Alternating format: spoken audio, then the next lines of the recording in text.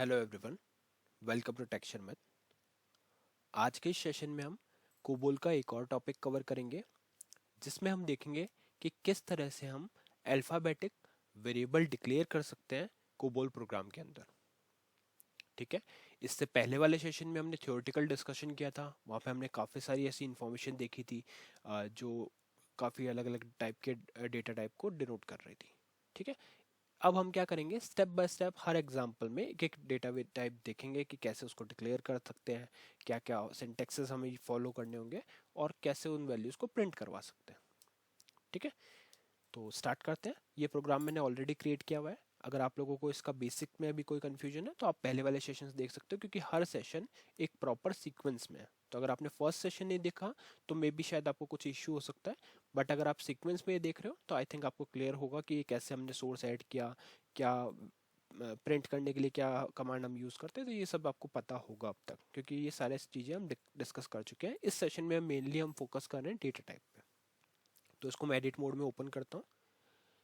सबसे पहले हमने प्रोग्राम में क्या डिफाइन किया हुआ है, आइडेंटिफिकेशन डिवीजन। इसको हम थ्योरेटिकली ऑलरेडी डिस्कस कर चुके हैं क्या होते हैं डिवीजन, है ना। बट फिर भी मैं एक बार शॉर्ट में आपको बता देता हूँ, हो सकता है आप में से कुछ डायरेक्टली इस सेशन को देख रहे हो।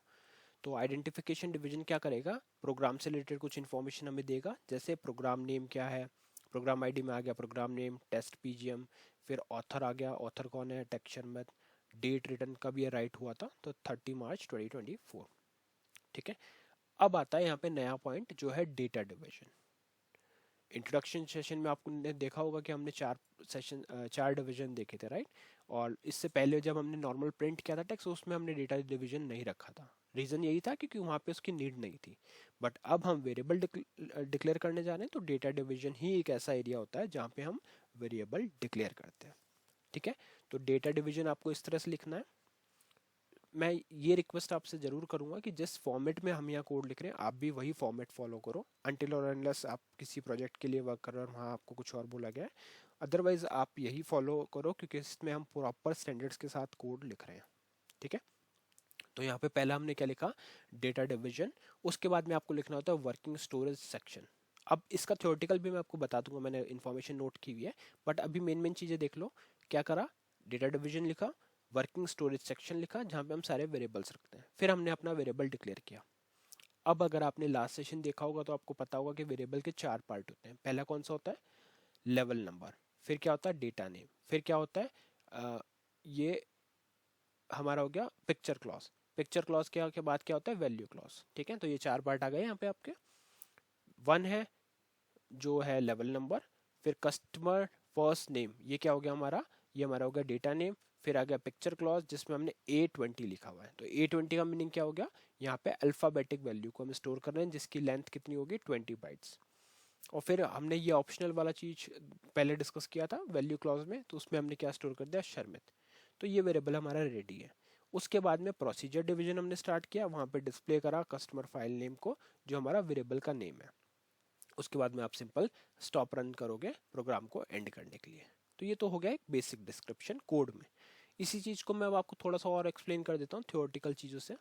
जैसे अगर आप देखोगे तो डेटा डिवीजन क्या है, in COBOL the data division is is a block where data items used by the program are defined. ठीक है। तो जो जो डेटा आइटम हम यूज करेंगे प्रोग्राम में उसको हम इस डेटा डिवीजन में ही स्टोर करते हैं। It is one of the four division. Correct है ना। हमने ये पहले डिस्कस किया था, कोबोल में फोर डिवीजन होते हैं, उनमें से ही ये एक डिवीजन है। वर्किंग स्टोरेज सेक्शन, अब ये क्या होता है वर्किंग स्टोरेज सेक्शन, ये क्या होता है, the working storage section is a part of the data division where you define variable that are used internally by the program.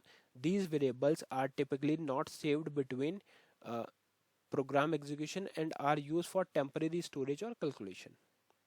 ठीक है। तो इन शॉर्ट आप बोल सकते हो कि वेरिएबल डिक्लेयर करते हैं यहाँ पे। ठीक है। अब इस लाइन में क्या हो रहा है, देखो वन कस्टमर फर्स्ट नेम, ये क्या है, this line defines a data item named customer first name at level 1 indicating that it is a top level data item. This means the customer first name is a standalone variable not part of group or record structure. फिर pick A20, ये क्या denote कर रहा है, the pic clause, picture clause is use to define the data type and size of the variable. A20 specifies the customer first name is an alphanumeric variable, characters or digits with okay, यहाँ पे हमने देखो क्या लिखा, alphanumeric variable, first name is an alphanumeric variable, characters और digit with length of 20 characters. ठीक है, the value, okay ये चीज हम वेरीफाई करेंगे अभी। फिर वैल्यू क्लॉज में हमने क्या लिख दिया, हमने शर्मित वैल्यू को स्टोर किया। ठीक है, अब मैं आपको एक चीज दिखाता हूँ। जैसे हमने यहाँ क्या किया, करेक्टर डाला, वैल्यू प्रिंट कर दिया। इसको करते हैं कंपाइल। ये हो गया कंपाइल। अब इसको करेंगे कॉल। तो जैसे ही मैं इसको यहाँ पे कॉल करूंगा तो ये वैल्यू प्रिंट करके ला रहा है शर्मित। ठीक है, यहाँ तक क्लियर है? ठीक है, तो यहाँ पे अभी क्या प्रिंट हो गया, शर्मित हमारा नेम जो था वो यहाँ पे प्रिंट हो गया। उसी तरह से अब आप क्या कर सकते हो, अगर आप इसमें और वैल्यूज स्टोर करना चाह रहे हो, कोई और कैरेक्टर स्टोर करना चाह रहे हो, तो वो भी आप कर सकते हो। जैसे अगर इसको मैं यहाँ पे ABCD कर देता हूँ, है ना, और फिर अगर हम इस प्रोग्राम को फिर से कंपाइल करके रन करेंगे तो ये चलेगा और प्रिंट कर देगा जो भी आपने वैल्यू इसमें स्टोर किया था। ठीक है, तो मेनली हमने इस सेशन में क्या डिस्कस किया, हमने देखा कि कैसे हम अल्फा न्यूमेरिक अल्फाबेटिक वेरिएबल को डिफाइन कर सकते हैं कोबोल प्रोग्राम के अंदर। उसके लिए आपको क्या करना होगा, सबसे पहले आपको डेटा डिवीजन शो करना होगा। डेटा डिवीजन एक डिवीजन होता है कोबोल प्रोग्राम में, और उसके अंदर हम वर्किंग स्टोरेज सेक्शन बनाते हैं। उस वर्किंग स्टोरेज सेक्शन के अंदर जितने भी आपके वेरिएबल्स हैं, अभी हम एक ही वेरिएबल यूज कर रहे हैं, आप चाहो तो सेम दूसरा तरीके का वेरिएबल भी बना सकते हो, है ना, तो वहाँ पे आप दूसरा वेरिएबल भी यूज कर सकते हो। ठीक है, और फिर उस वेरिएबल में भी अगर आप कोई स्ट्रिंग स्टोर करना चाह रहे हो या जो भी आपको आउटपुट लाना है वो आप यहाँ पे लिख कर आउटपुट ला सकते हो। ठीक है, तो ये पूरा प्रोसेस हमने देखा किसके लिए, हमने समझा कि कैसे हम कोबोल में एक अल्फाबेटिक वेरिएबल डिक्लेयर कर सकते हैं। ठीक है, आई थिंक ये अब आपको क्लियर हुआ होगा।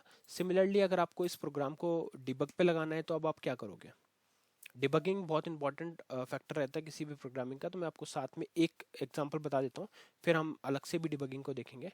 तो यहाँ पे आपको क्या करना है, 14 लिखकर नीचे लिखना है DBG व्यू, ये एक शॉर्ट ट्रिक है ना। यहाँ पे आप क्या लिखोगे, स्टार सोर्स। जो आरपीजीली जानते हैं उनको आइडिया होगा कि हम क्यों कर रहे हैं। तो जैसे ही आप इसको सोर्स में कंपाइल कर लोगे एक बार प्रोग्राम को, उसके बाद आप इसको यूज़ कर सकते हैं। ठीक है, तो अभी हमने क्या किया, सोर्स में इसको कंपाइल कर दिया। फिर आपको लिखना है STRDBG, और इस प्रोग्राम को हम डीबग पे ले लेंगे। तो यहाँ पे क्या, कॉल STRDBG लिख के आपको कॉपी करना है नेम को, F4 प्रेस करना है। यहाँ आप जाएगा आपका प्रोग्राम का नेम, लाइब्रेरी आ जाएगी, मेरे केस में लाइब्रेरी का नेम है शर्मित1। फिर हम यहाँ पे इसको यस और यस में कन्वर्ट कर देंगे। ठीक है, ये यस हो गया, एंटर करेंगे। जैसे ही एंटर हिट करेंगे ये कुछ टाइम अपना लेगा, और उस कुछ टाइम के बाद में ये आपको आउटपुट ला के देगा, आपको debugging screen as a output show कर देगा। ठीक है, फिर उस डिबगिंग स्क्रीन के ऊपर आप ब्रेक पॉइंट सेट कर सकते हो। जैसे यहाँ पे हमारे पास आउटपुट स्क्रीन आ गई, यहाँ हम लगाएंगे BR1 ब्रेक पॉइंट के लिए, करेंगे, सॉरी, यहाँ से हम करेंगे F10। Okay, there is some issue with my recorder, so no problem. I'll show you, just simply hit enter for time being, BR1, and I'll press F12 from here. Okay, so fine. Now if I call this program, so right now we are here. So if you check the value for this customer first name, okay, it is giving us error, no problem. Yeah, so if I press F11 here on customer first name, you can see it is showing us the value which is ABCD. This is the value which is stored in this variable. Okay, right now due to some issues I'm not able to press F10 from my keyboard, but I'll show you maybe in the next session, because I need to configure few things for my recorder, and then I'll show you like how we can use F10. But you can try by yourself, like you can press F10, and after taking F10 it will take you step by step. Okay, otherwise we will have also we will create one separate session for debugging, we will discuss everything in detail there. Okay, so for now I'm just pressing F12 to continue this program. So mainly in this session we discuss how we can declare the variable alphabetic variable with a value ABCD. Okay, so value clause is just for storing the initial value. Clear? So yeah, that's all for this session. In the next session we will discuss few more things. So thank you for watching Texture Myth.